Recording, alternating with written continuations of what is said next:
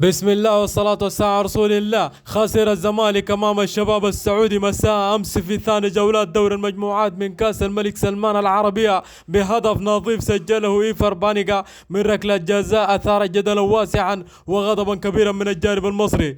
أحمد دويدار مدافع الزمالك السابق قلل كثيرا من قوة الفريق السعودي، مشيرا إلى أنه أسوأ من الاتحاد المنستيري الذي هزمه الزمالك بالأربعة في المباراة الأولى، ومؤكدا أن الأهلي كان سيفوز عليه بنتيجة 8-0. وأضاف خلال تصريحات لبرنامج الريمونتادا مع النجم المعتزل أحمد حسام ميدو: الزمالك أضاع انتصارا سهلا جدا، الشباب فريق ضعيف بدنيا وغير جاهز أبدا، الشباب أسوأ من الاتحاد المنستيري الذي هزمه الزمالك في الجولة السابقة. وأضاف: لا يوجد مبرر لتلك العصبية الزائدة للاعبين، المباراة سهلة والمنافس ضعيف، الأهلي المصري لو واجه الشباب سيهزمه 8-0، فريق ضعيف بالفعل وغير جاهز لخوض تلك المواجهة. يشار إلى أن الزمالك سيواجه النصر في مباراة حاسمة لحسم موقفه من التأهل لدور الثمانية في الجولة الختامية لدور المجموعات،